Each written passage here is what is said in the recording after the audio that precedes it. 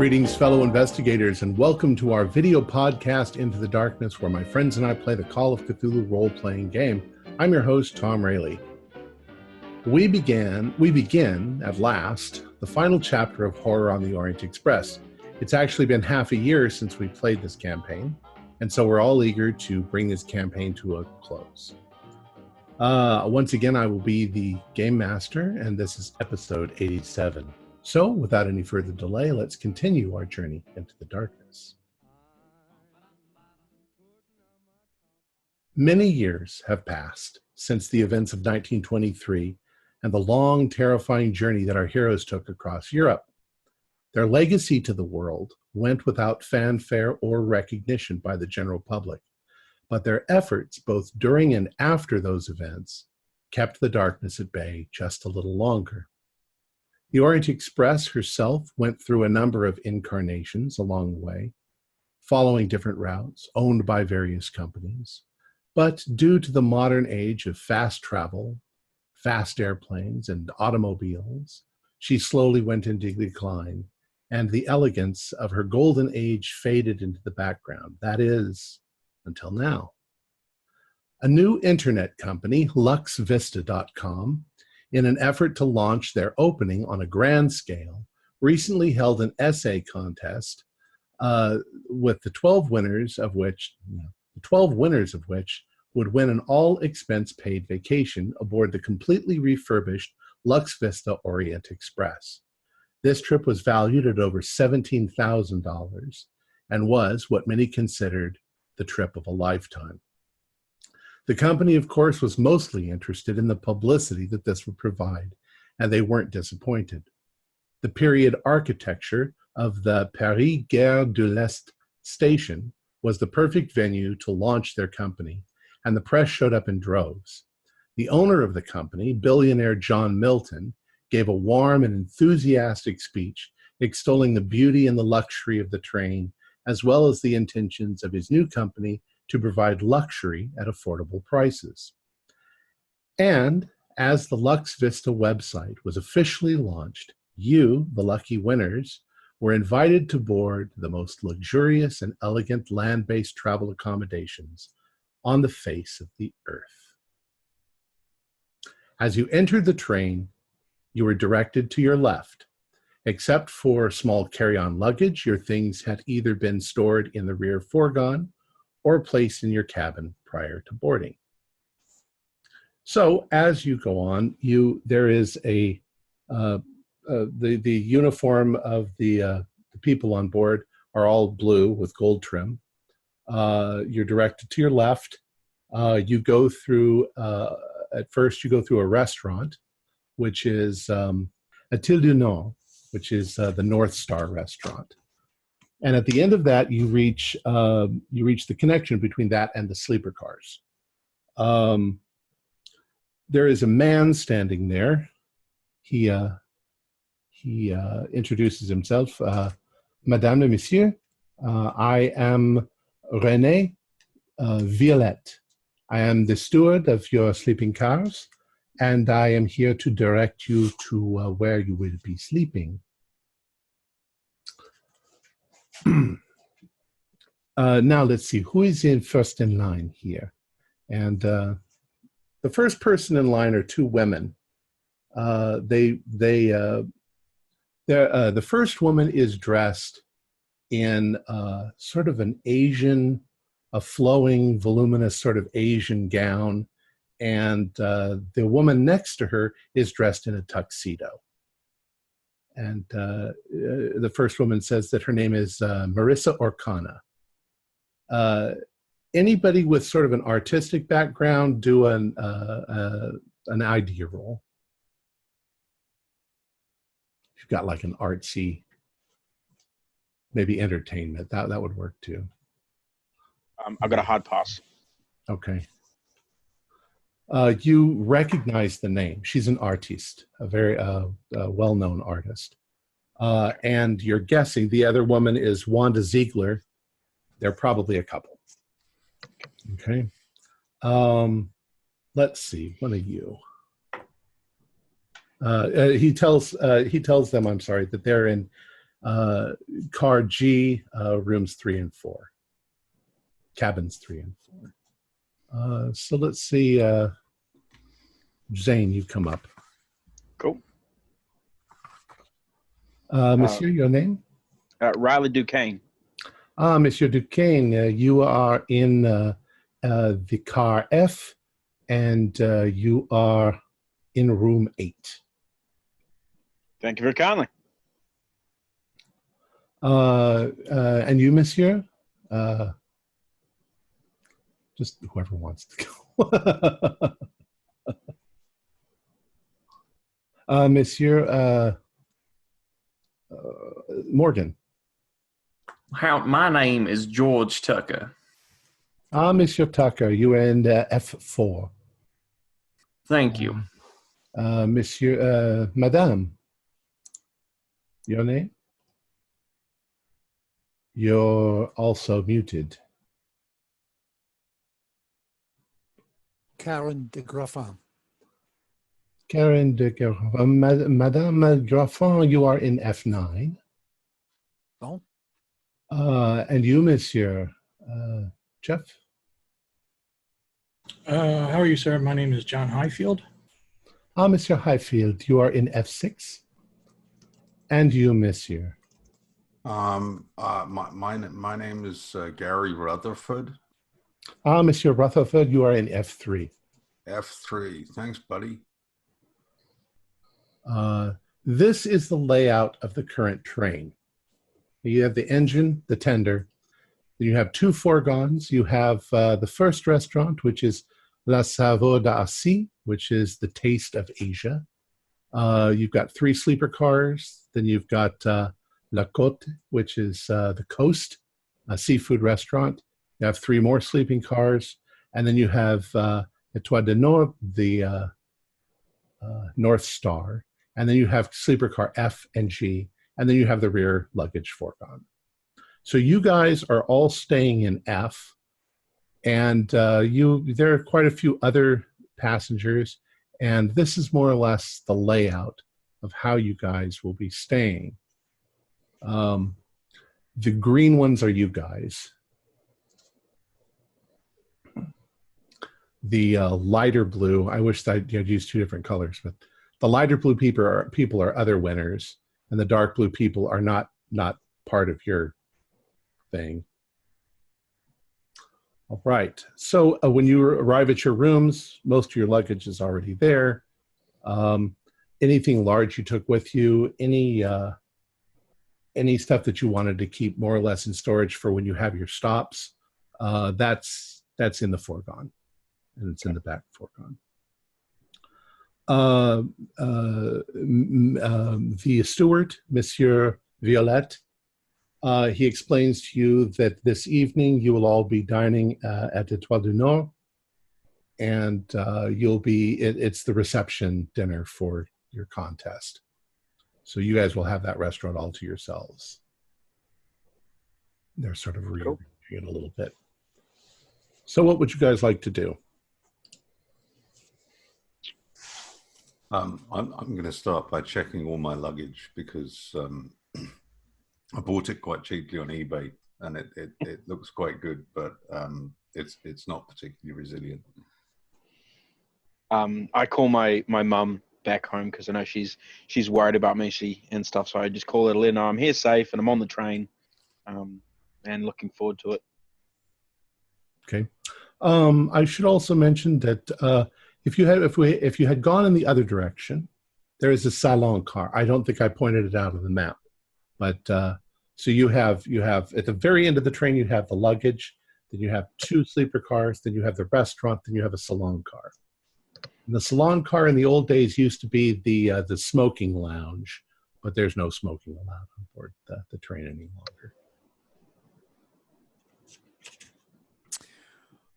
Well, Karen is very much interested in the whole ambience of the thing. So she's actually probably going to make her way to the salon car. She will pause briefly to smile nicely at the 2 ladies that they have already at least seen. Marissa and what was that name again? Wanda Wanda Ziegler. yeah, and the other lady? Marissa O'Connor. Marissa. Yeah. Marissa O'Connor is the artist. Okay, and what they will see is a fairly petite woman, mid-20s, very dark hair. Her skin tone is very suggestive of perhaps a Romany or Basque or Portuguese kind of background. She's got lovely dark black Spanish eyes. She's very trimly built. She moves with a great deal of grace and ease. She gives the two ladies a nice smile. She's wearing a very well-cut dress that goes down in a dark burgundy, goes down just below the knee. She's wearing Ferrani heels, and her hair is done very much in a 1930s style with a soft wave at the front, a light chignon at the back. She's wearing a sort of like a side cap with a net kind of halo around it. And it's called a fascinator. Fascinator. That was the word I was looking for. I did see that and I couldn't remember it. Yeah. And I'm just going to wander down just with my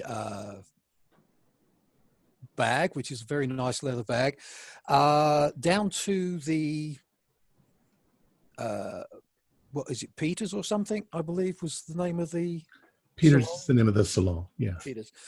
And I'm actually just going to sit there quietly and people watch.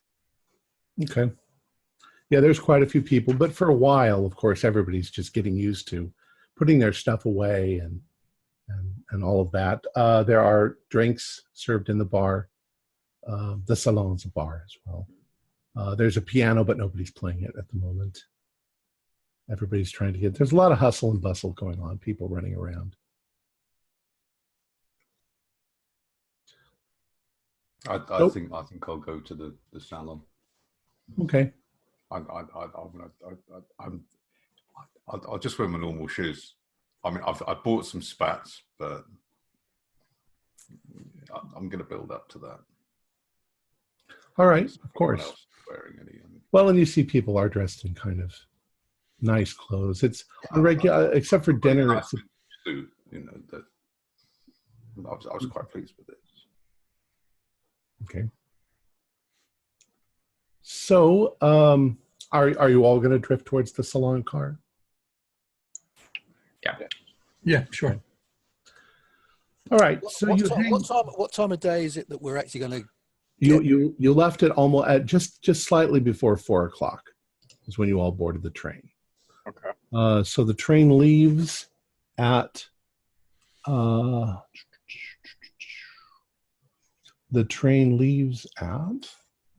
like 5:30. So you've got plenty of time to get ready and put all of your stuff together. And then there is a reception at everything is written in European time, 1900 hours. That's 7 o'clock. 7 o'clock, 7 p.m.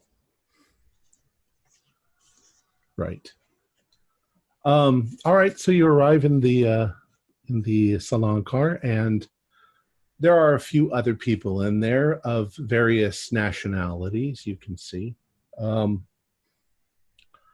There is a rather strikingly good-looking gentleman over to one side.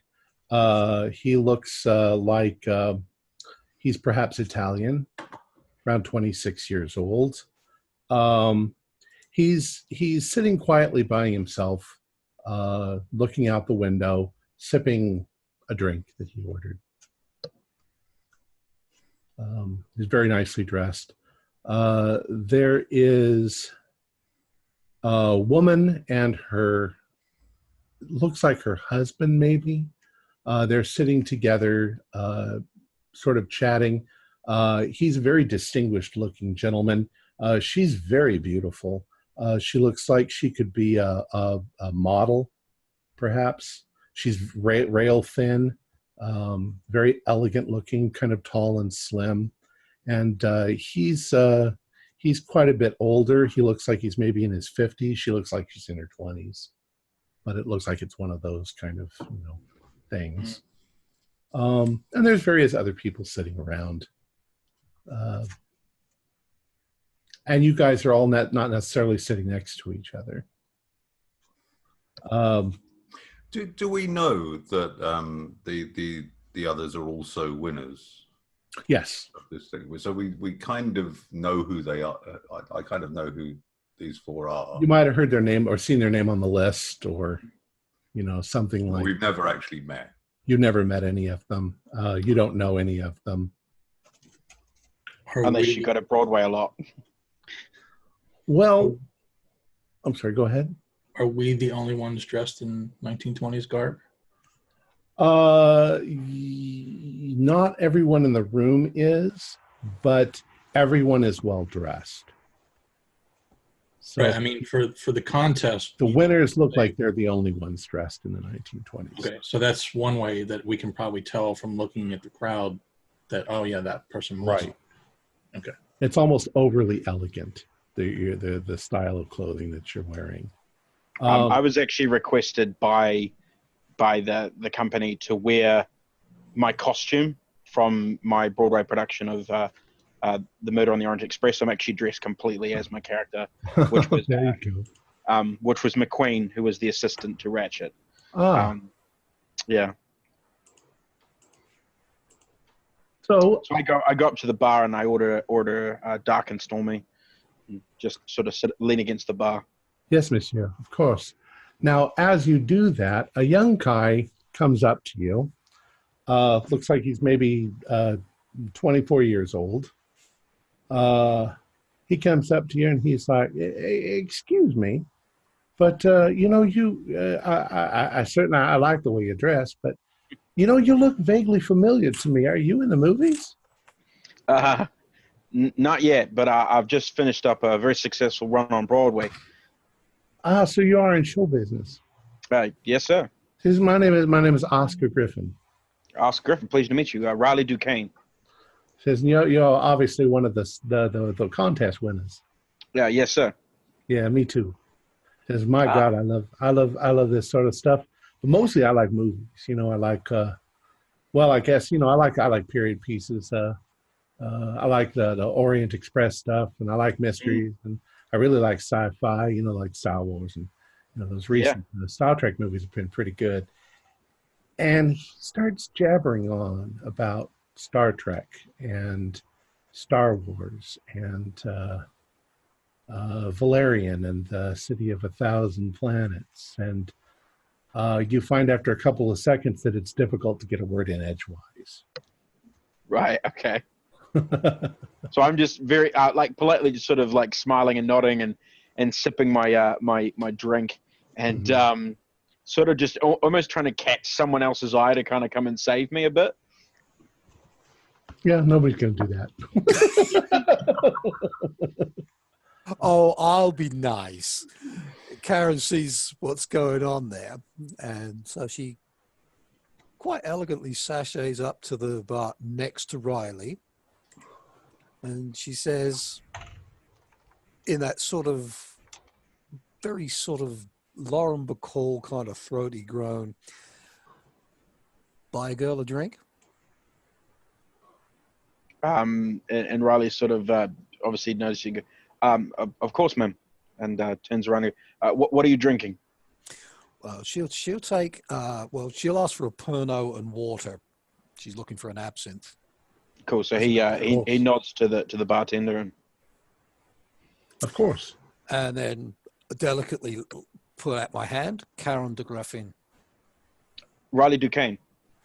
Pleased to meet you. And this is Oscar. And he sort of gestures that he's forgotten Oscar's last name. Oscar Griffin, sir. Oscar is man. I'm very pleased to meet you. Mr. Riley, I think I've heard of you and seen you on Broadway. It's very possible. I've just finished a run on Broadway in The Murder of the Orient Express. Oh my God! You were in that play then, huh? Yeah. I played McQueen. I really like that movie. It's a good film. Now The I like stage version's better. I like some of I like that one with that fella on the PBS channels. What's his last name? Sachet? Souchet. Souchet. That's him. That guy. He is really good. That other guy, that Jeremy fellow, he was really good as Sherlock Holmes. And he starts in again. And now once again, neither Now, one of sir, them you really seem to be talking a good deal. hello. I don't believe we've met. The name is George Tucker. Ah, Mr. Tucker. Well, my name is Mr. Oscar Griffin. Well, Mr. Oscar, you said that you're a fellow winner of this essay contest. Yes, sir, I am. This guy's got boyish good looks, blonde hair, blue eyes. What did you Obviously- write your essay about there, son? Oh, my essay. Well, he just immediately starts. He says, I actually brought a copy of it if you'd like me to read it to you. And No, that will not be necessary. he says, well, yeah, he said, back in, I don't know, somewhere else in the South, South Carolina. Where Carolina. Yeah, he says, he says, I can't believe I'm going on this trip. He says, all I am really in real life is a store assistant, just a regular old everyday store assistant. But the guy seems really nice. He says, we don't have a lot of people where I live. We're kind of out in the boonies. But, I come from Atlanta, Georgia, so it's nice to see another one of Southern blood here with us. Yeah, indeed. While this conversation is engaging between Oscar and his new friend, I've given Riley a light nudge and a sort of head nod over to where I was sitting before, where there might be a couple of empty chairs. Okay. About that time, a very large, corpulent, round, bald man comes in. You saw him outside, when you guys were getting ready. He's dressed in a black suit, and he wasn't really built for trains. He's a pretty large person. It's going to be tricky to just get around him as he goes, but he comes in and comes up to the bar, and he's like, Signore, I would like, and he rattles off some odd-sounding drink. Do you have Seville de Banane or, something? All of the drinks that he mentions are like sickening sweet drinks. And he seems like he's maybe he's in his 40s.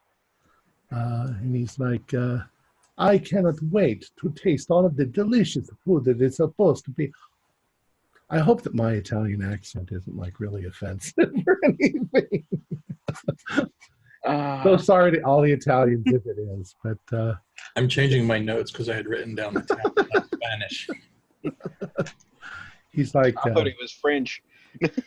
oh no, he's I'm from Venice. My name is Faustino Gonzago. He's pleased to meet you. He seems My name is Resisto Stereotypo. I didn't write it. My name is George Tucker. Pleased to meet your acquaintance. He says, I like your fried chicken. It's very good. Yeah. I'm going to start heading over in the shadow of the large man, nervously making my way to the group who are gathered by the bar. Okay. Couple of other people have come in. There looks like a guy who's around in his 20s, maybe a guy a little older.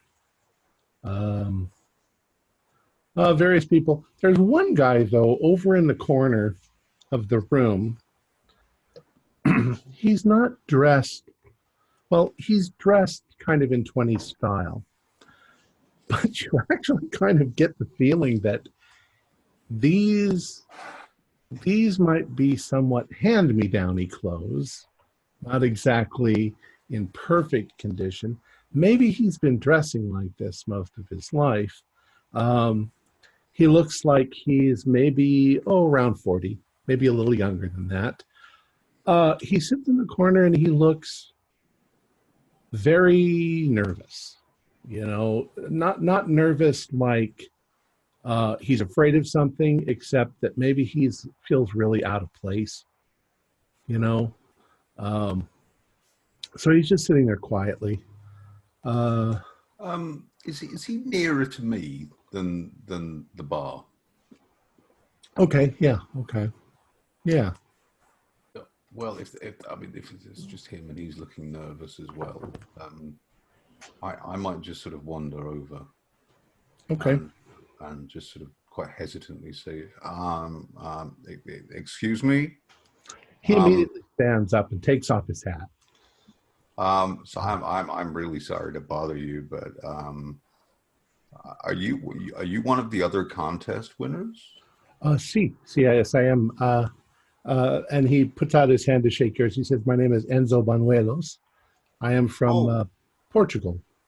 How do you do, Senor? My name is Gary Rutherford. I'm originally from Washington, but I live in New Orleans now. From the United States. I see. Yeah, yes, that's right. I'm a history teacher. I am from Jimmy Stewart. From Mr. Jimmy Stewart. I am from Proaza in northern Spain originally, but now I live in Portugal. Oh, it's a wonderful place, Portugal. I went there a few years ago on holiday to Coimbra. It's a beautiful old city. Oh, yes. I am not used to traveling like this. This is quite exciting.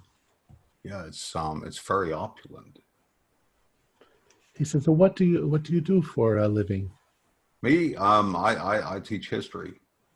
Oh, you are a teacher. That is very good. Very I'm a high school teacher. He says, I work for the post office. That's a noble profession. Would Yes, you mind if I join you here? Oh, please. I shall sit myself down. You find that he is watching you very carefully. And after a few minutes, it's obvious that he's kind of mimicking the way that you do things. Like he doesn't really know how to order a drink, or whether he should put the napkin in his lap, or he's very imitative of what you're doing because he thinks that he's supposed to. Well, I'm not entirely sure of myself either. So noticing this, I won't mention it. But Okay.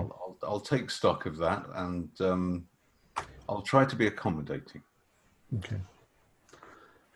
Another few minutes go by, and a rather short little man, also kind of fat, not as fat as Gonzaga, but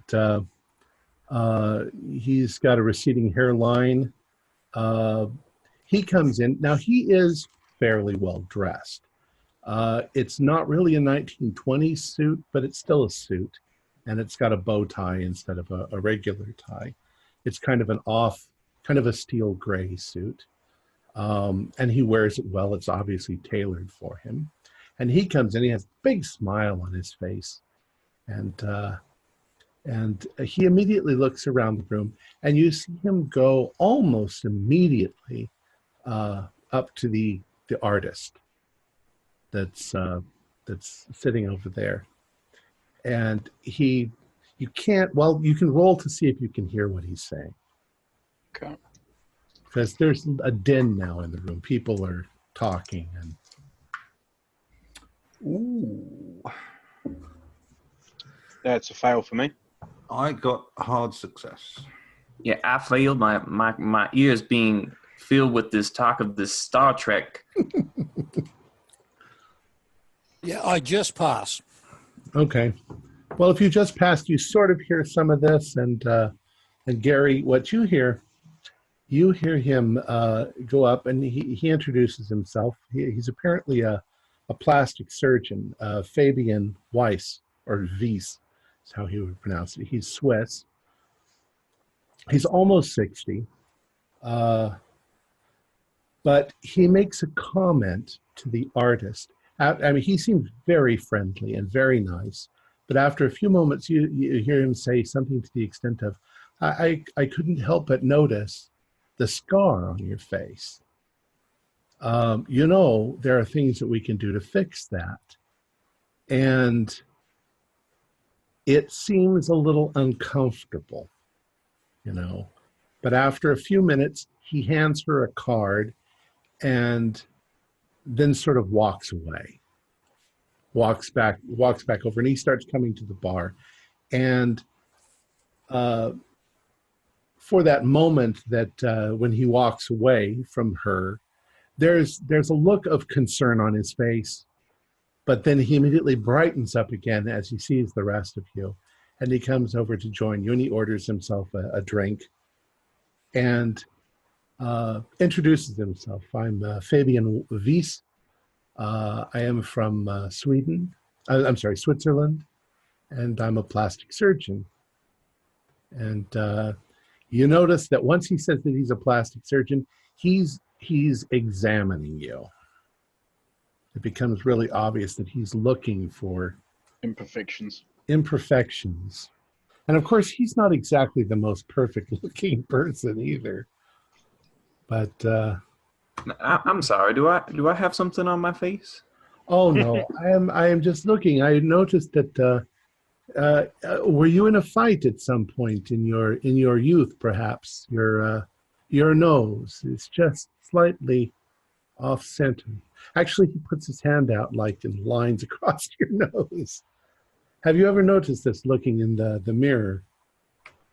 Yes, my wife thinks that it's pretty cute, so I think I'm going to keep it. Oh well, yes. If it shows character, yes. But if you ever wanted to have it fixed, and he pulls out a card and he hands it to you. You know, many of my clients have had troubles with people like you. Oh, why is that? Now, you see, I'm a family lawyer, and sometimes couples get into fights over things of this nature. Oh, well, that's a shame. Everybody should be very careful, when they decide to have plastic surgery. It should be, if one is married, one should absolutely have the consent of the other's partner. He said, I am very successful. I have done a great deal of working for many wealthy and famous people. Well, that's good for you there, sir.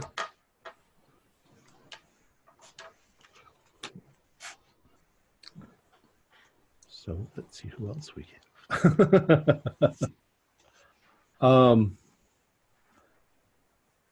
You notice, everybody do a spot hidden roll. As you're chit-chatting. 01. Oh.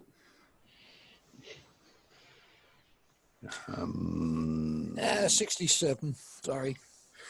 30. Regular Failed. Too busy chatting with Riley. I'm a little caught up with Star Trek and now this plastic surgeon. Well, let's say that Riley just happens to be in a position where he's the closest and has the best view. But there was a man and a woman. The woman who looked like a supermodel, and the man who looked more older and more distinguished. Yep. You can tell that she's upset about something. And he seems kind of dismissive. It's nothing, don't worry about it. It's nonsense. And she kind of turns off, She doesn't get up and leave, but she sort of sits there for a few minutes and she gets quiet and she turns and she's just staring out the window. And you definitely get the impression that it's maybe a marital fight, or not much of a fight. She doesn't want to make a scene in front of everybody. but something has upset her, and she's more upset maybe that he's not paying attention to it. Right. You also get the strong impression, of course, that she's a rather privileged supermodel, and he's an older gentleman, and The sugar daddy. She likes things her way. Yeah. Sure. So. To be respectful, I don't point this out to Karen or anything. I just sort of, I kind of go with the position of it's not to put my nose in it and not to make it more of a thing than it needs to be. So I keep it to myself. Okay. Well,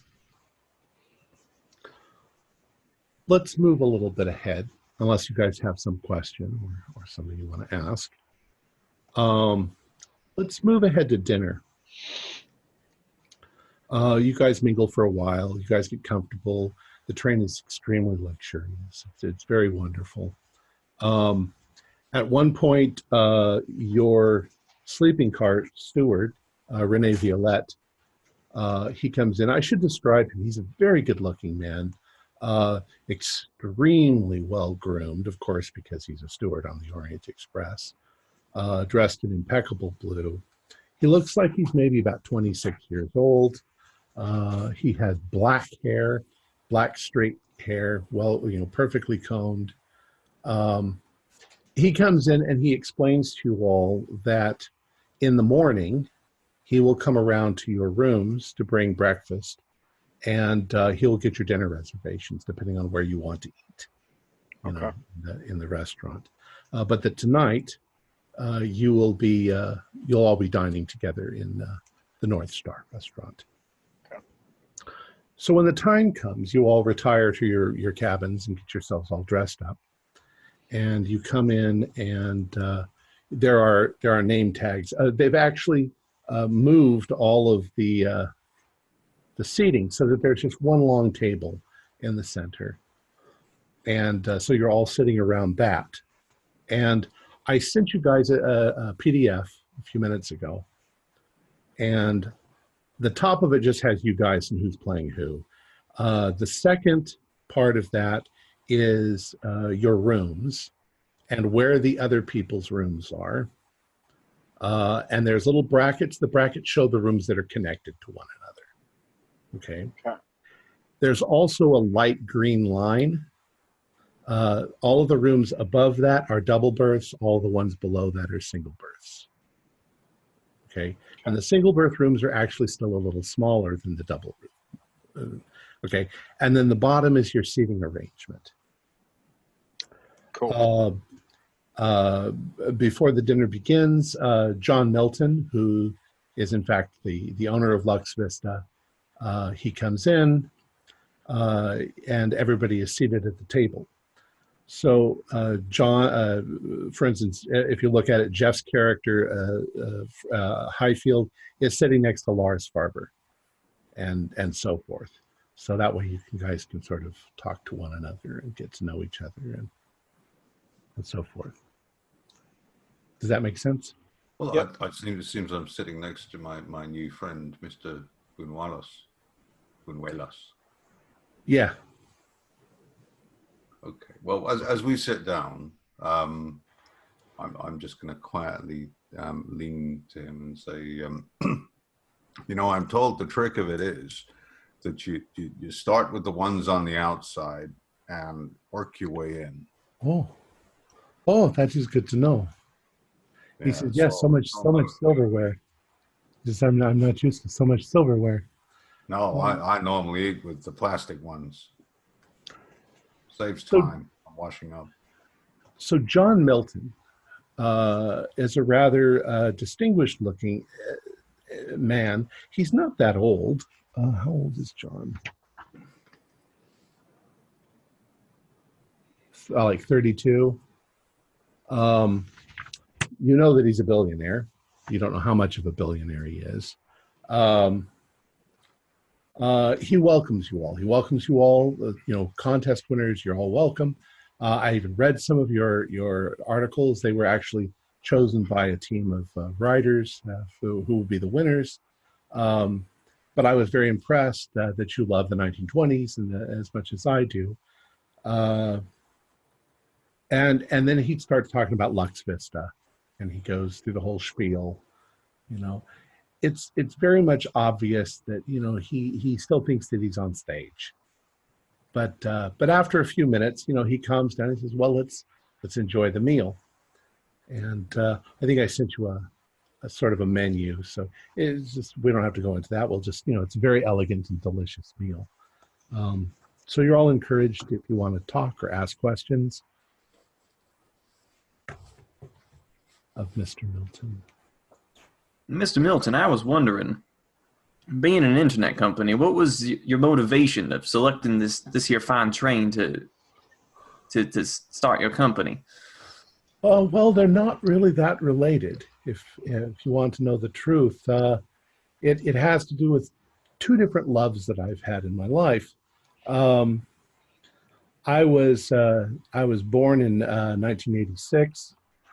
I went to school actually here in England, not here in England, but in England, and I got kind of bored with it. And when I was 20, I started my first internet company, which maybe many of you have heard of it. It's called redhearts.com. It's a dating service. Some of you have probably heard of it. After 4 years or so doing that, I sold that company for a couple of $1 million.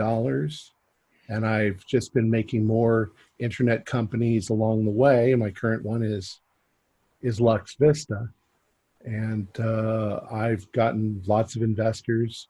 That's basically going to be promoting. It's kind of a vacation website. This is probably the highest end of the vacations that we offer. But it's what we do. Now, to answer your other question, somewhere around, maybe it was 2006, 2007, I was at an auction in Sotheby's, and they had two train cars from the 1920 Orient Express that they were actually auctioning off. It's F and G. I'm staying in G.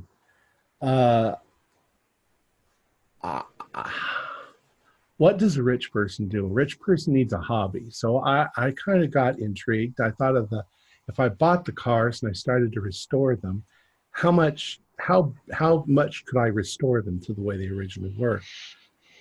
So I bought them, and I started researching, and I started looking at old photographs and paintings and anything I could get my hands on about the train. And I fell in love. I fell absolutely in love. These two cars were in my garage, if you will, for a couple of years. I was completely restoring them. I started searching. Ultimately I found 30 train cars, all belonging at one time or another to the Orient Express. Some of them were in terrible, terrible shape. I had to use them for parts. And ultimately I built 14 cars, which this train, out of the 30 that I found. And that's what you're on here. I love this. This is my baby. Yes, it is quite lovely. I thought it was appropriate for the opening of Lux Vista. Anything else you want to know?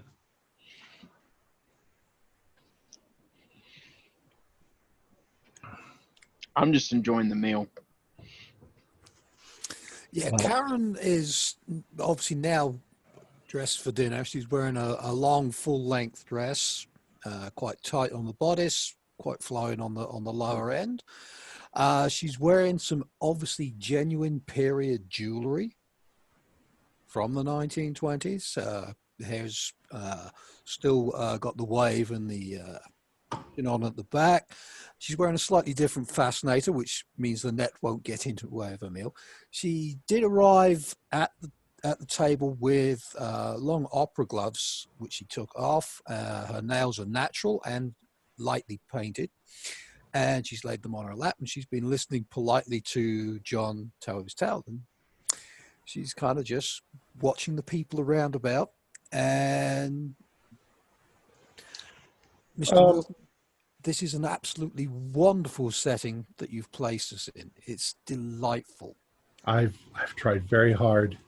Every bit of wood, every little gilt ornament, I've done my best. Now, of course, there are a few changes, and we had to, on the superstructure of the train, we had to make some changes simply because, in order for it to function as an actual running train, it had to be up to code in certain areas. We did some changing to the plumbing and to the electricity, especially. The original train would not have had electrical plugs in your rooms, but they've all been fitted, so they're kind of hidden. Stuart should have showed you where those were. We still have no facility for bathing. Hence, we're going to be staying at hotels along the way, because I think in this modern age, we all want to bathe. Quite honestly, I can't imagine how they did this traveling for a week without ever bathing, but it was the 1920s. I was told they use sponge baths. Yeah, and you guys are free to do that if you wish. You do have wash basins in your rooms, and some of you, of course, have connected toilets, which is a nice luxury. It was a big luxury back then. Some of us with the single berths, we use the toilet at the end of the hall, which is basically the same thing as a connected toilet. It's just connected to 4 people instead of 2 people. When I'm sitting at the table, I sort of glance around at everyone else on the table. Can I see, 2 things. One, can I see the couple, like the model girl there, and can I see anyone that potentially we didn't meet in the saloon?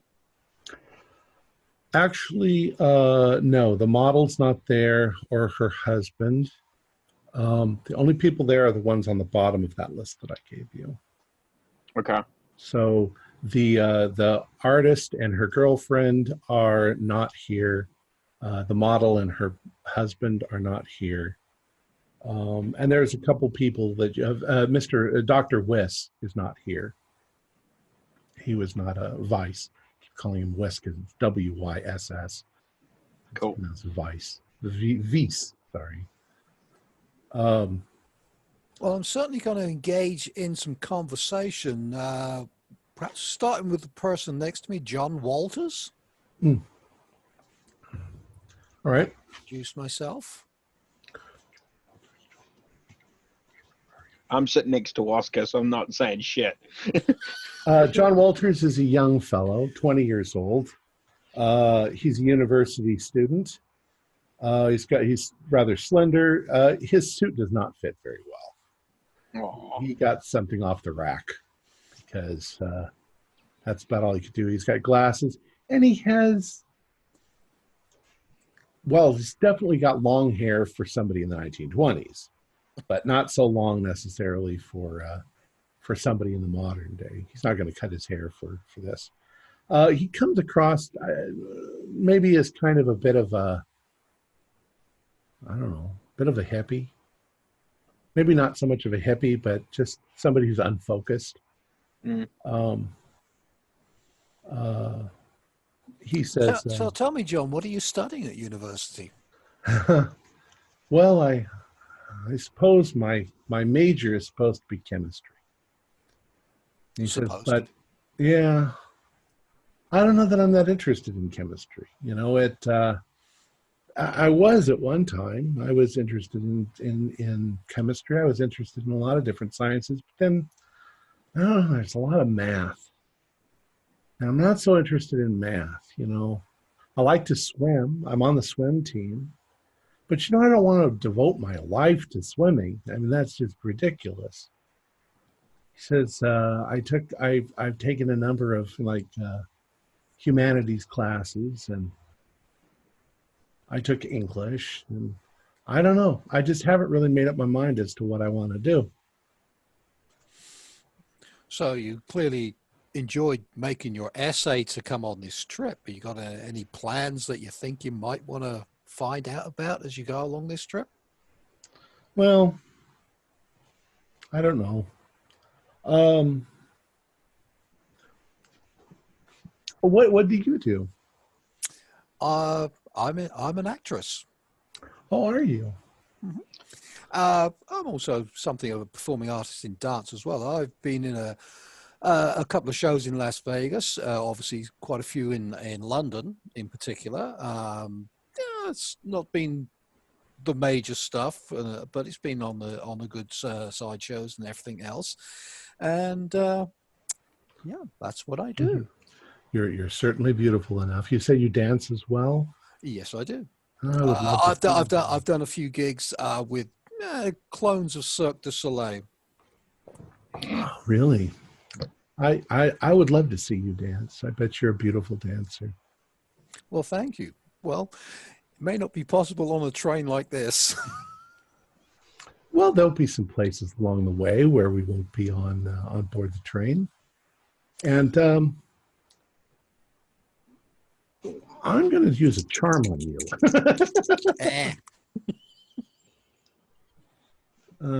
I don't have his stats. I don't know. He's coming on to you. He's a good-looking kid. Needs a haircut, you know, and he's young. He'd be a boy toy. Oh, do a psychology roll. I'm gonna have to. Oh, goody. Let's see now. Psychology. Where are we? Oh, goody. That's actually a hard. And hopefully he's not.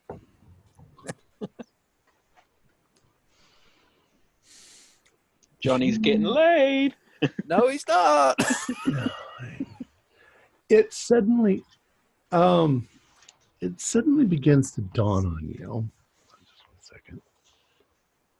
It suddenly begins to dawn on you. Maybe something your mama told you. That people who are unfocused, at least young men who are unfocused, if they're trying too hard, they're hoping that you will take them along with you wherever you're going so that they don't have to focus and they don't have to get a job. They don't have to work for a living. They can be kept men. And he suddenly comes across that he's being awfully charming to you because you said that you've traveled and you're in shows and you're in like this, and red flags go up in your head with this guy. Okay, give me a second here. And I'll go with that.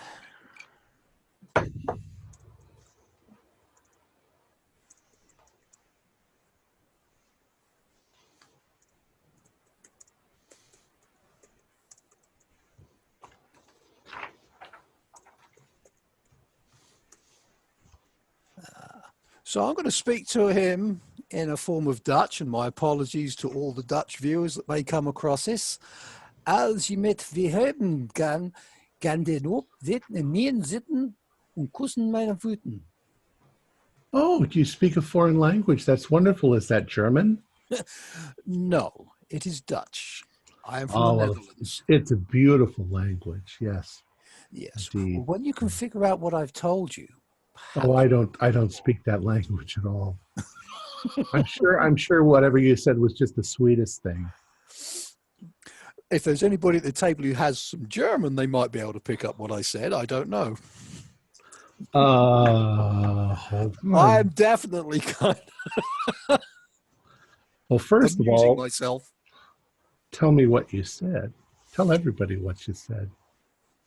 Is he asking or are you asking? No, I'm a GM is asking. What did you say? I said, if you want to have me, you're going to have to get down on your knees and kiss my feet. Where are you? He'd probably do that. He would, but he's got to figure out what I said first. There might be somebody at the table who speaks that language. Yeah. Lars Ferber, who's sitting directly across, well, not directly across from you, is German. he goes, ha! And I raise a glass and toast to him. To Lars. And While John, all this is going on, Oscar's just talking my ear off about Casablanca. is the he movie. sitting next to you? Mm. Oh, gee, yes.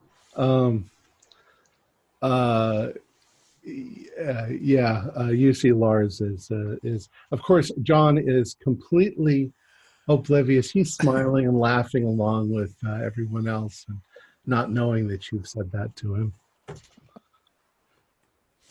So let's see what else. Where are you? Let's see. I'd like to introduce myself to Lars since he's sitting right next to me. Lars. He's got a fairly thick German accent. He looks like he's about 47. He's slender. He's got short cropped hair, and he's got an odd sort of red colored skin mark on his face. Looks like a birthmark. And he's like, "Oh, I'm very glad to meet you." Yeah. How do you do, sir? He says, "This is a lovely train trip." Yes. Yes, I was. I'm actually going to turn to John we have the gamer's curse now. We've got 3 Johns now. I'm going to turn to John at the head of the table, sort of joint, trying to talk to Lars and John at the same time, and ask John if by any chance I've heard I don't suppose you did it accurately, but I'm curious if you kept any of the gaslighting.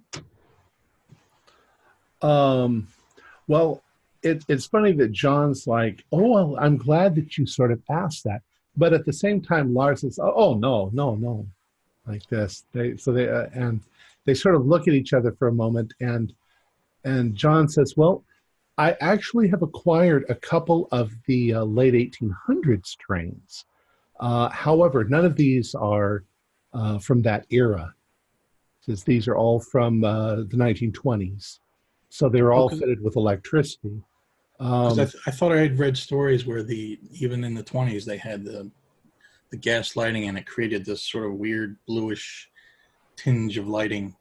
Well, the trains that they were using in 1889 were definitely they called it pinch light. Pinch light. And immediately Lars starts in, and you suddenly get, well, more than the impression, Lars loves trains. Lars knows everything about trains. Okay. And he's just like orgasmic with the fact that he's gotten to ride on this train. And he wrote the longest essay and the most well-researched and the most intelligent essay of all your essays. And his whole life's ambition was to ride on this train. And it's a dream come true. And so he and John start going back and forth about trains. And all of the interesting stuff about, as you say, pinch light, which was how they lit the trains. They didn't use acetylene, because they had originally used acetylene on a number of trains. When the trains crashed, they exploded. So they figured somebody invented pinch. Well, I think his name was Pinch, was his last name. He invented pinch light, and it was completely stable, and it wouldn't explode if the train crashed. And on and on and on. So that takes the conversation almost immediately away from you. Of course, Lars is trying to,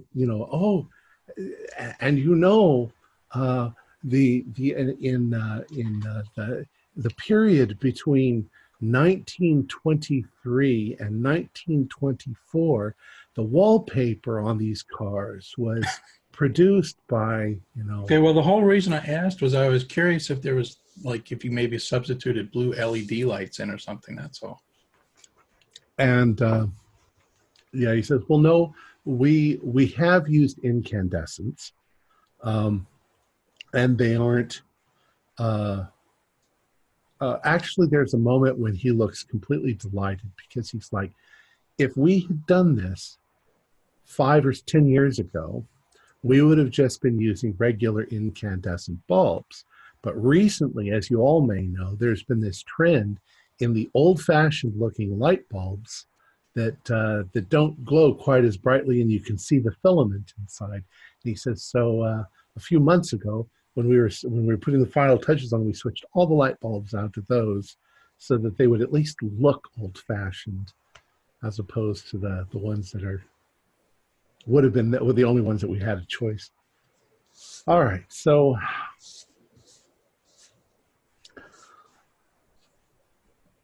who wants to talk to the person next to him? Let's see. Who else? Mr. Tucker. He's next to you. You've got where are you? Enzo Banuelos is on one side, and you hear Gary talking to him. On the other side of you is a man who introduces himself as Giuseppe Rotti. Oh, it's nice to meet you. He has thick, dark hair. He's got a very nicely tailored suit. His shoes, you noticed, are high quality, very polished. This man seems fastidious. Even as he's eating, he keeps everything symmetrical. He says, in my hometown in Italy, I am a banker, sir. Oh, well, I'm sure you're very good at your job, considering how organized you keep yourself. Yes, I'm a lawyer myself. And he looks you very, very quickly, and he says, and you're quite successful, aren't you? I would say so. I guess I can tell from your demeanor that you're very well disciplined. Why, thank you.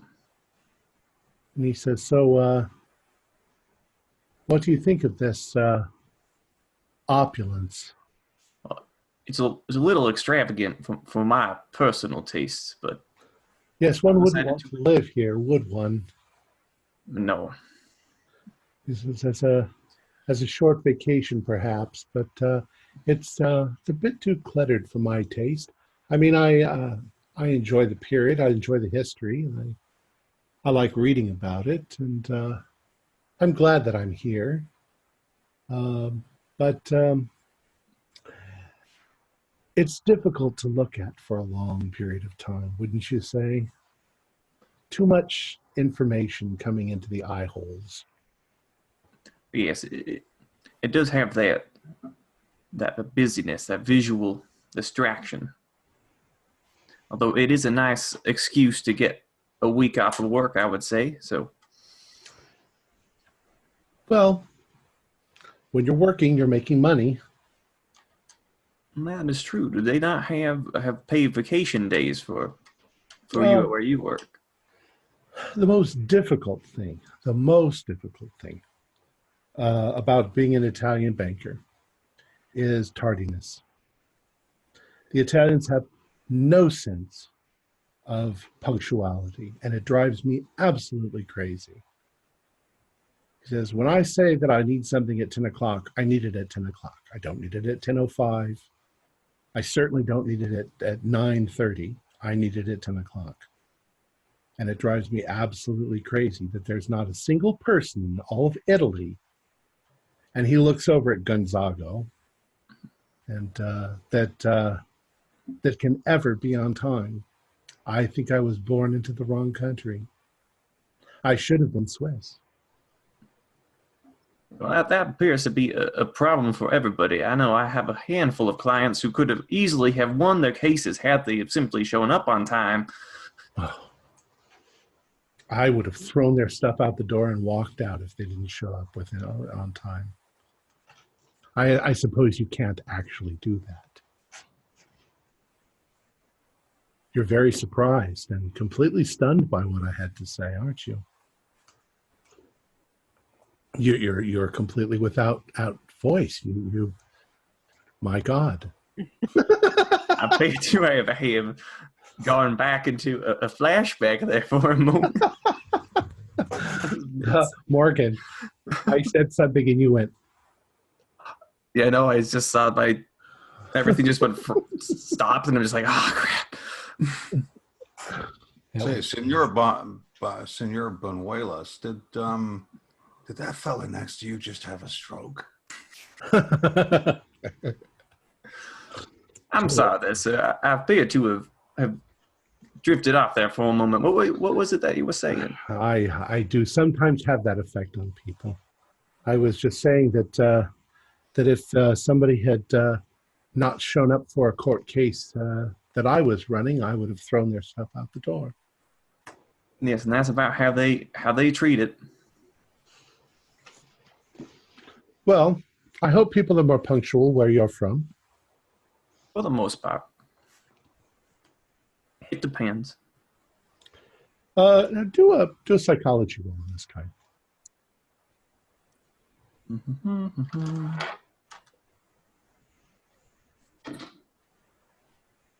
I pass with a 34 out of 50.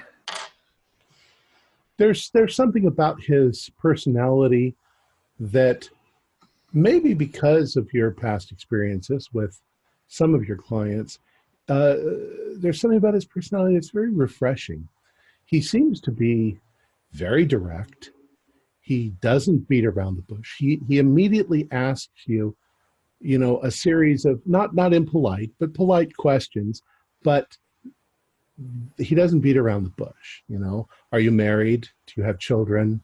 Where do you come from? He's very direct. And he's not trying to get information out of you without just asking you. And you feel if other people were more efficient like that there'd be a lot less clutter and mess ups in the world. Yes, you're my kind of person.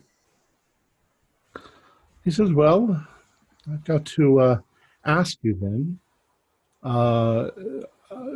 do you find me I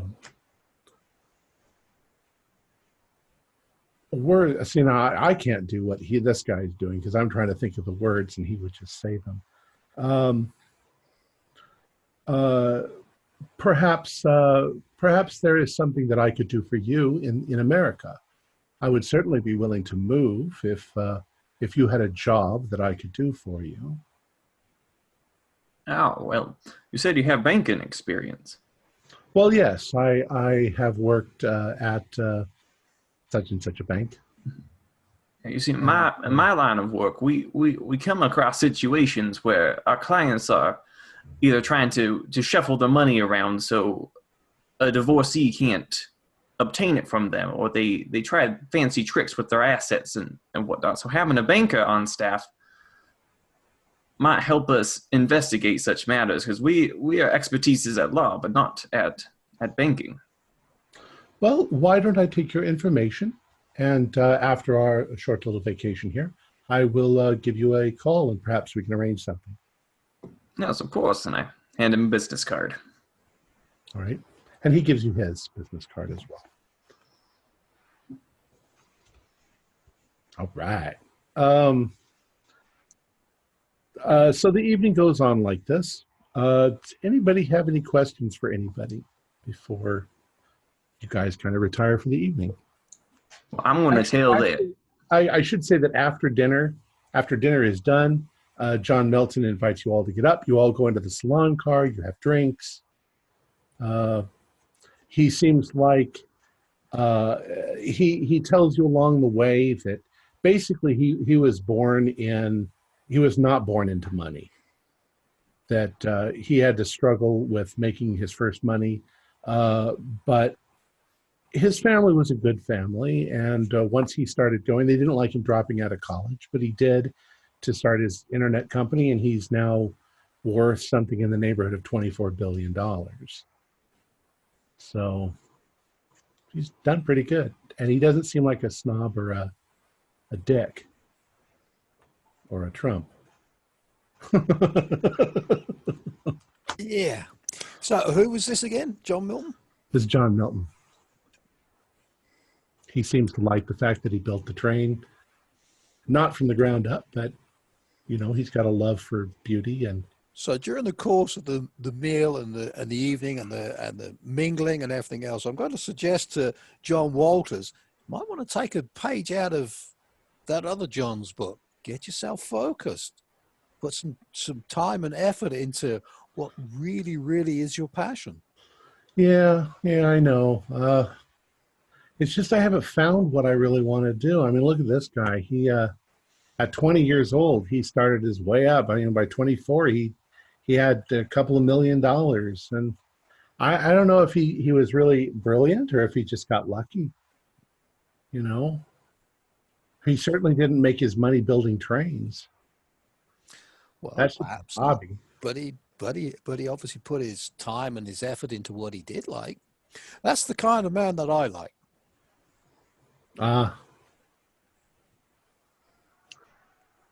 Well, somehow you think that his impression is that you guys have really hit it off.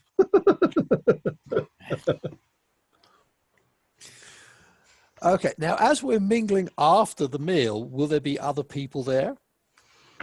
Oh, yeah, a few other people drift in. Mm-hmm. You see Weiss, the Dr. Weiss, he's there in the bar. What about Marissa and Wanda? Yeah, they're sitting together over to one side.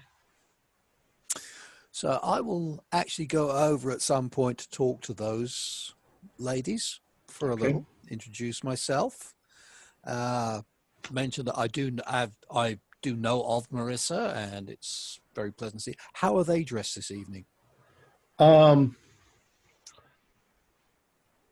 Marissa is in a very elegant and sort of flowy thing, still with an Asian sort of style. It's kind of her thing.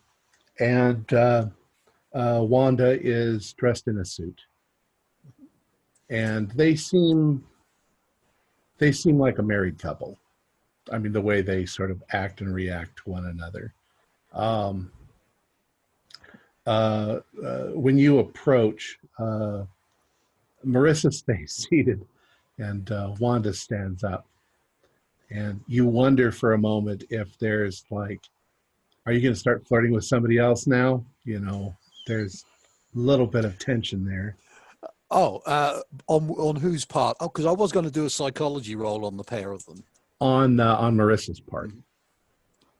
Marissa's obviously the more successful, famous person of the two. You don't know who Wanda is. You know her name is Wanda. That's about it. You also notice now quite clearly what Dr. Weiss was seeing. Marissa has a scar on the side of her face, about maybe 3 inches long, right on her cheek. It's kind of nasty looking. I mean, it's old, but it's definitely there. Maybe it gives her character, but she doesn't seem too worried about it. Other than that, though, she is, if they're in a lesbian relationship, she is definitely a lipstick lesbian. She's very feminine, and her partner is less so. But they both look very nice. Yep. So you're a dancer. That's really interesting. Please sit down with us. I'll certainly sit down with them and so just discuss a little Soto voice that I'm trying to find myself in my own life with what you appear to have as your lifestyle. Oh, well, have you ever performed in New York? Do you ever perform in New York? I have not performed in New York.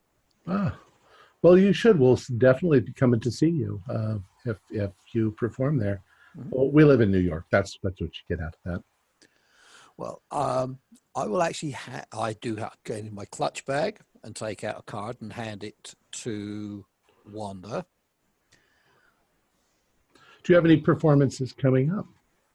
No, I've taken a little bit of a 3-month sabbatical. I've got some things I just want to try and find out about myself, and I'm I'm really keen on this particular trip because my grandmother did travel on the Orient Express during the 1920s. Oh. And I'm sort of following in her footsteps and getting a little bit of feel for some of the things that she's told me over my life.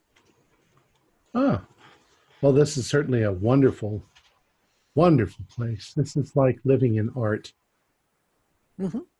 Yes, it is. You know, I look at the Edison lights and I think, you know, it's in a way I enjoy the new modern technologies, but I think there's a little something about the earthiness of, shall we say, older things. Yeah, indeed.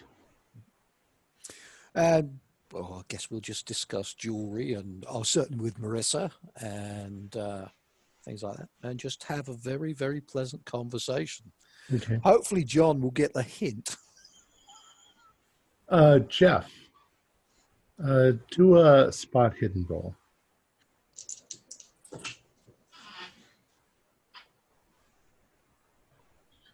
It is exactly on the number for a hard success. Oh, cool. You notice two things. The man who was, when you first walked into the salon, he was sitting over to the side, just sort of looking out the window and drinking. You notice him on the other end of the room, once again, just sitting and drinking. Sorry, this is someone we haven't met yet. Yeah, you haven't talked to him yet, and he wasn't one of the winners, or was he? Yes, he actually was one of the winners, but he was at the far end of the table. He wasn't really close enough to any of you to chit chat with. Mm-hmm. And he seemed very quiet during the meal. This man looks probably Italian. He's got dark hair. He seems maybe either preoccupied or disinterested in everything that's going on. Do a psychology roll on him.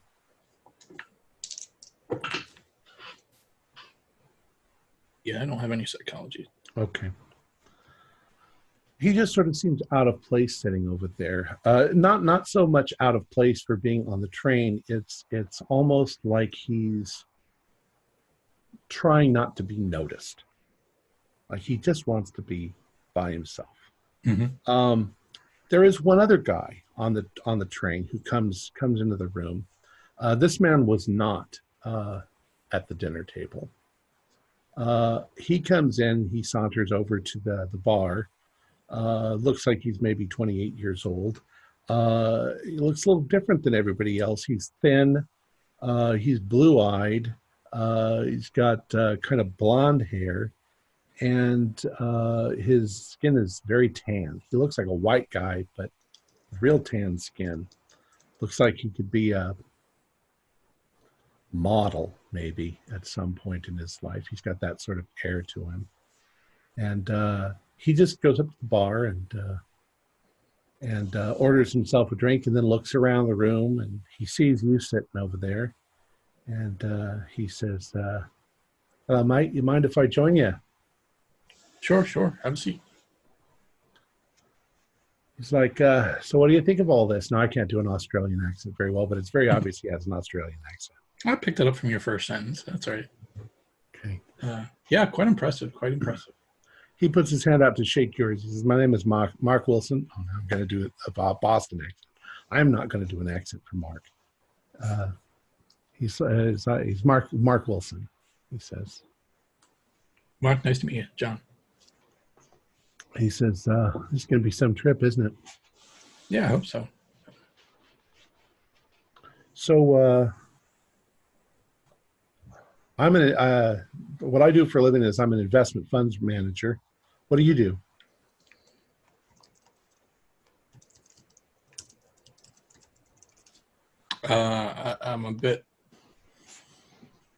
I'm hesitating, and I just tell him, best way to describe it is I'm a diver. A diver. You go diving, huh? Yep. You ever Yep. go to Australia? There's some great places up there. Great Barrier Reef. Yeah, I've heard of it. I've never been. Oh my God, dude, you got to go. He said it's really something. And you see Well- him sort of looking around the room as he's talking to you. Okay. So he's not. I mean, he's friendly and he's talking to you, but at the same time, it's like he's looking for somebody. And So then, the first two people I tried to strike up a conversation with, they ended up talking to each other, and then the third guy I'm talking with just disinterested. So all right. he's like, so have you explored the whole train yet, or you guys just arrived, didn't you? Yep. You're with the contest winners. Yes. I thought so. You guys are all kind of dressed in old-fashioned clothing. Yeah. It's a little silly, but it's their game. So Well, the whole thing's kind of silly, but people like things, and to each his own. yeah. And I mean, heck, they're footing the bill for this whole trip, so I'll do what they tell me to do. Okay.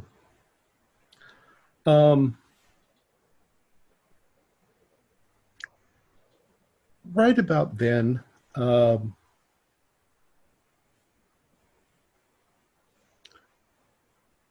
you don't have a psychology. I'm doing psychology just in case you hit it. I got 10, so maybe. Nope, 26. Well, he seems distracted by something. Mhm. It's like he's is he looking for somebody, or is he keeping his eye on somebody, or not Is really it? sure. Can I tell if it's a nervous distraction? Like, is he afraid, or do I not know that? Well, I'd say since you didn't really get the role, you're not sure if he's just not that kind of a person that doesn't look at you when he's talking to you. Mm-hmm. There are those kind of people. Mhm. But other than that, he seems like a fairly interesting person. He was born and raised in Australia. He has worked as a fashion model at one point. He never made the top grade. Nowadays, he works in Sydney. And he just needed a vacation. So he's taken this vacation. All right. Well, this is pretty much, unless you guys have some more questions, the evening sort of winds down. There's I want to go find that Gary fella. The man who was talking about the sponge baths, because we're in the connected room, and I just want to make sure that he would give me plenty of notice if he intends to. Well, one of the things that you Oh, find no, I'm not actually going to do it, buddy. one of the We've got things hotels for that kind of thing. is that the bathroom situation on board the train, they came up with a rather clever little mechanism. And it takes you a little bit to figure out how it works. But when you go into the restroom, since you've got two rooms, you've got a connected restroom. When you go into the restroom and close the door, the other door locks so that the person can't accidentally walk in on you. Okay. All right. It's only when one of the doors is opened that the other door can also open. You can also lock them from the outside, which allows the other person. It's weird, but there's no way for them to accidentally walk in on you while you're in the Oh, that seems pretty straightforward to me. When I was a boy, I had one of those Star Trek toys where you make the action figures disappear in the transporter. It's the same thing. It's a thing that swivels. It's a spindle, not a spider. A spindle. Well, of course, the second you say that, I knew you were going to say. Oscar is like, oh my God, I had one of those. I actually have two vintage ones of those. I've never taken them out of their box. And oh my God. You never played. You see, that's what I don't understand about this collecting thing. Surely, like a toy that someone's loved and played with should be worth more than a mint one. Oh, well, no. I always buy 3 of them because one of them I play with and the other two I keep because, it's kind of an investment for my future. Oh, well, I can understand that. I mean, I collect books, so I guess everyone's got to have a hobby, eh? I collect books too. I like sci-fi books mostly. I've collected, like as almost all the works of Asimov's except the boring stuff. And wouldn't all of Asimov's stuff be the boring stuff there?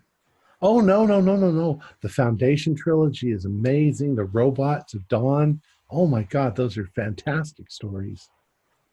He says, but he wrote scientific papers as well, and those are who cares about those that much? I think scientists do. I'm sure I that's true. used to like that Arthur C. Clarke. Oh my God, Arthur C. Clarke! I've read so many things that He written. used to have that TV program, Arthur C. Clarke's Mysterious Haircut. I've got it on videotape, and I know it's vintage because it's old videotape shit, but I actually have a video player because I've got a whole bunch of old sci-fi films that are on videotape. Yeah, I just watched it on YouTube. Oh yeah, well yeah, I do that. Absolutely no idea where in America this accent is now. It's it's gone from gone from Spokane, Washington to somewhere like quite near the East Coast. If Oscar were a real person, he could talk about this stuff all night long. You can't, Tom? I can't. I'm pulling stuff out of my butt by saying some of this stuff.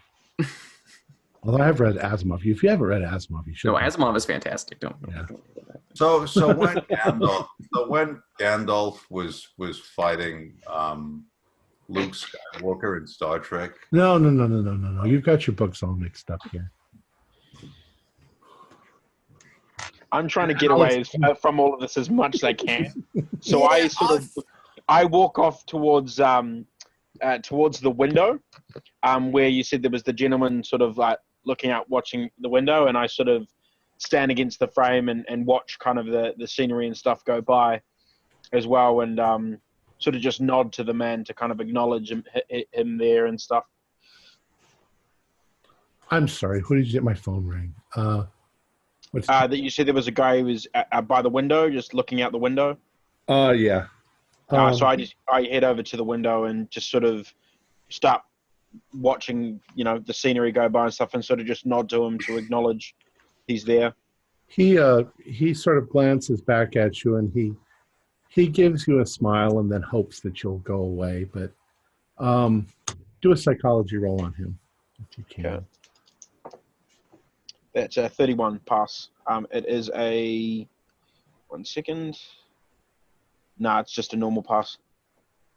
You're not exactly sure how to interpret it, but you notice, as you approach and he turns and he looks at you, that he's sort of doing this with his hands. They're in his lap, but he keeps clenching and unclenching them. Like, well, you get the impression maybe he wants you to not talk to him, but it's coming across as a nervous sort of habit. Right. After a few moments, he kind of realizes he's doing it, and he clasps his hands in his lap to keep himself from doing it. So obviously realize that he's uncomfortable and decide to just go, okay, this is a bit weird, and I walk away. And as I'm going, I kind of pass by Karen and Marissa and Wanda, and sort of just glance over at them. Don't say anything to them and stuff. I just sort of glance over. Okay. And pretty much I've been absorbed in a charming discussion with Wanda and Marissa, and let the evening course take it as it will. At some point, of course, this is all going to wind down. At which point, probably I'm going to be sitting on my own at one of the tables there, and I pull out a very old-looking diary and a sheath of letters. And I read one of the letters, and muse upon it, and then I start making entries on a separate diary, which is obviously a more modern item. Okay. And it starts to get late, and of course, there's nice music playing, and everybody's drunk a little bit, and it's turned into a very elegant evening. You've met some very interesting personalities, and eventually everybody's tired. And tomorrow morning, you will be arriving. Let's see. No, not tomorrow morning. Tomorrow afternoon, in it looks like 1542. What is that? 3:42 in the afternoon. 3:42 in the afternoon, you will be arriving in Budapest, Hungary, and you will be transferring to the Sofitel Hotel for an overnight stay. Rene, Monsieur Rene Violette, he will come by in the morning to take your lunch reservations for which restaurants you want to eat in. Let's cover Mr. Violette for a moment again. Mr. Violette is in charge of the 2 cars that you guys are sleeping in.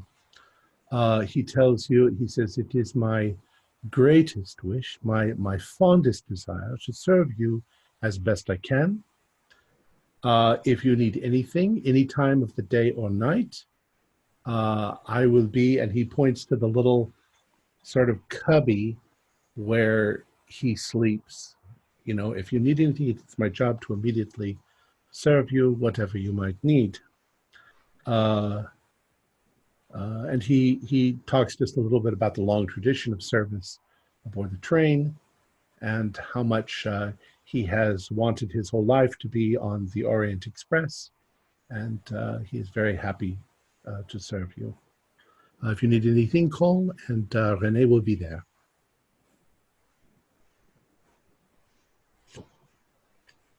Any questions? No, monsieur, thank you very much. So have a nice evening and enjoy your sleep. I hope you all sleep very well. Before we retire, I'm going to tug on Gary's coat sleeve and make sure that I'm out of earshot from Karen. And I'll kind of like nudge Gary and say, "Is she a stripper?" I don't rightly know. She looks like she's got plenty of money by the looks of it. So I don't know. How much does a stripper earn? Yeah, I don't know. At the chicken ranch is about $200,000 a year for about 3 years, and then they retire. I overhear these guys kind of talking about it, and I sort of go, I overheard her at dinner saying she got her start in Vegas, so chances are pretty high that she started as an exotic dancer and then she's continued on there. So it's a lucky bet, and they make quite a bit of money. That's what I meant. I didn't mean stripper. I meant exotic dancer. Yeah. Oh no, so not in a strip club, but in a gentleman's club. Yes. And I sort of glance over to Karen and I say I grew up in Vegas, and she definitely looks the type. If I'm honest, it's not a place I'd ever be seen in. I play for the other team, if you know what I mean. Baseball. Kinda, yeah. I mean, there's. He chokes up on the bat. There are leather gloves involved. You know what I mean? Okay, good night, gentlemen. Sweet dreams. You're damn right I will. All right. At whatever time or another you guys manage to go to your rooms, you get ready for bed. I would like to know how you all go to bed. What do you wear when you go to sleep? Grass skirt and a boob tube. Oh, in the game. Sorry. in the game. Well, I would have thought pajamas. Okay. Silk one. I wear A Chinese seller on eBay. I wear kind of short pajama pants, but I wear a t-shirt that says Juilliard dance acting drama from my alma mater. Okay. Yeah. And I'll probably have my headphones in. I fall asleep with my headphones in with music. Okay.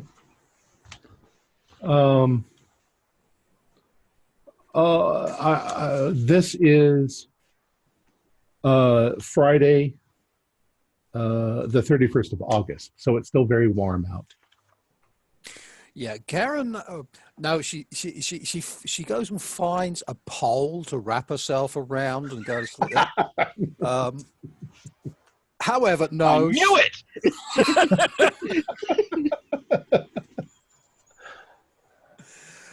No, she's.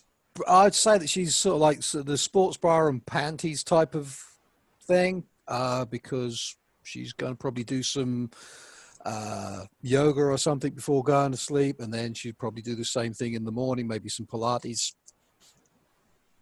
something like that. It's she may be on vacation, but she's got to do something about the extra calories she's consuming. Okay. And Morgan, George?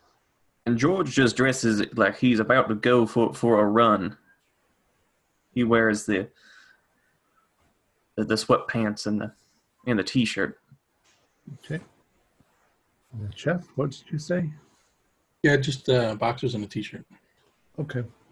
I was going to make a joke about sleeping at an angle like a Mimbari, but that Oscar guy's going to go on about that. And Oh my God, would he? Billy Mooney was such a great person in that show. He was in the Twilight Zone as well. He was the little kid who could change the reality. And I can imagine Oscar's wearing like a Star Trek jumpsuit to bed. Yeah, and of course, probably he replaced the sheets on his bed with his Star Wars, with his Wookiee. Yeah. Sheets and his Wookiee. Oh, the more we learn about him, the more sad I feel for the guy. I can't do it. It sounds like Johnny Mathis yawning. You can hear him gargling before he goes to bed, and it sounds just like a Wookiee.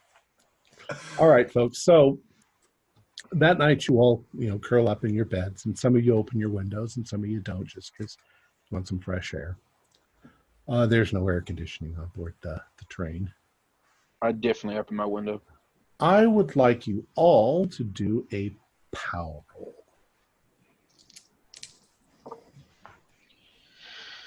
I have passed. I have passed. Actually, yeah, good pass. I have failed. 94. Oh, so the two of you failed. All right. The night passes without incident. However, when morning comes, George and John, you wake up and you feel really good. It's a comfortable bed, surprising for a train bed, but you feel refreshed. You feel like it was really, really a good sleep, really a wonderful sleep. The air, the cool morning air coming in, and everything is just like this is freaking perfect. And this is just really, really nice. For the rest of you,